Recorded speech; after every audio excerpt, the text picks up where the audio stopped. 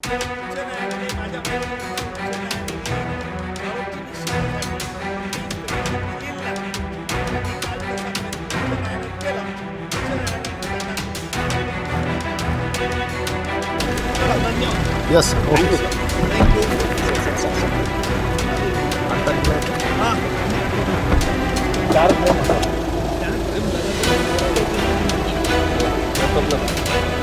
Yes, okay, sir. न्यायालयाने वाल्मिक कराड व त्यांच्या गँगच्या विरुद्ध आज आरोप निश्चित केलेले आहेत. दिनांक 9 डिसेंबर 2024 रोजी संतोष देशमुख यांचा कट करून संगनमताने आरोपींनी खून केला आणि त्याचप्रमाणे यातील काही पुरावा नष्ट करण्याचा प्रयत्न केला.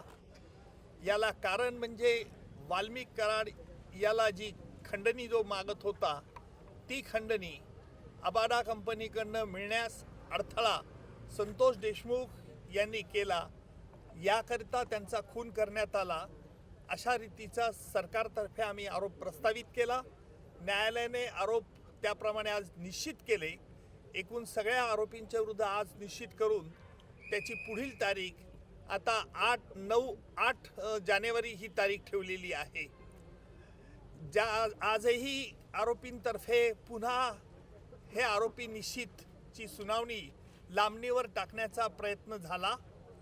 आरोपींनी या खटल्यामध्ये आतापर्यंत जे D2 ऑपरेशन केलं, ज्याप्रमाणे पाकिस्तानतर्फे K2 operation, K for Kashmir आणि K फॉर खलिस्तान असं केलं जात होतं, त्याचप्रमाणे आरोपींनी देखील या खटल्यात वेळोवेळी वेगवेगळे हातखंडे वापरून D2 operation, D for delay आणि डिरेल, उशीर करणं आणि खटला उलथून टाकण्याचे प्रयत्न होते. त्याला आज आरोप निश्चित झाल्यामुळे या प्रयत्नांना चाप बसलेला आहे आणि यापुढचं सुनावणी, यापुढे जी 9 तारखेला सुनावणी आहे त्यामध्ये सरकारतर्फे कागदपत्र ज्यांच्यावरती प्रॉसिक्युशन भिस्त ठेवत आहे ती कागदपत्र आरोपीला मान्य आहेत किंवा अमान्य आहे याच्याकरता विचारलं जाईल. त्याच्यानंतर साक्षीदारांची यादी दिली जाईल आणि प्रत्यक्ष पुराव्याचं काम लवकरच सुरू होईल. आरोपींच्या वतीने वारंवार वकील बदलले जात होते, त्याबद्दल देखील आज कोर्टाने नाराजी व्यक्त केली. काय नेमकं? त्यालाच आम्ही आज आक्षेप घेतला की आरोपींतर्फे जे वेळोवेळी वकील बदलण्याचा त्यांना अधिकार आहे, नाही असं नाही आहे, परंतु वेगवेगळ्या 30 कारणं ही पुन्हा न्यायालयापुढे मांडण्यात येत होती. म्हणून आम्ही न्यायालयाला विनंती केली की न्यायालयाने यापूर्वी देखील त्यांच्या म्हणण्यावरती त्यांचं म्हणणं ऐकलेलं आहे. त्यामुळे न्यायालयाने यावरती निश्चित प्रकारचा आदेश द्यावा. त्याप्रमाणे निश्चितपणे आज न्यायालयाने प्रत्येक आरोपीला विचारलं, तुमच्या विरुद्ध हे आरोप ठेवण्यात आलेले आहेत, सगळे आरोप तुरुंगातच होते, आरोपींनी आरोप मान्य नाही असं सांगितलंय आणि न्यायालयाने त्याकरता ते रेकॉर्ड जेलमध्ये पाठवण्यात येईल आणि जेलमधून त्यांची स्वाक्षरी झाल्यानंतर पुन्हा खटल्याच्या कामाकरता सुरुवात होईल. मात्र संपूर्ण प्रकरण फास्ट ट्रॅक वरती घेतलं जाईल, फास्ट ट्रॅक वरती चालेल. आता आपण बघितलं असेल की आज आरोप निश्चित करण्याकरता किती महिने वेळ लागला. न्यायालयाला वेळ द्यावा लागतो कारण वेगवेगळ्या कायदेशीर बाबी हरकती घेऊन हा खटल्याबद्दल आरोपी लांबवण्याचा प्रयत्न करतायत हे स्पष्ट होत होतं, परंतु कायद्यामुळे त्यांना संधी द्यावी लागते आणि म्हणून फास्ट ट्रॅक कोर्ट असो का स्लो ट्रॅक कोर्ट असो, परंतु खटला लवकरात लवकर चालवण्याचा प्रयत्न सरकारतर्फे होईल. मात्र मान्य कोर्टा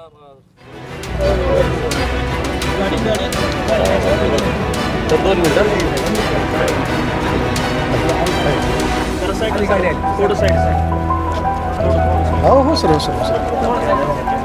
तुझ्याकडे आहेत का गेल्या वर्षी?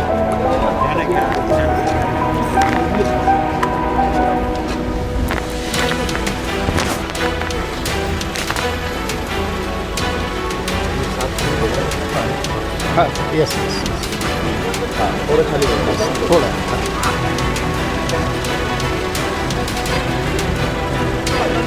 Yes, okay.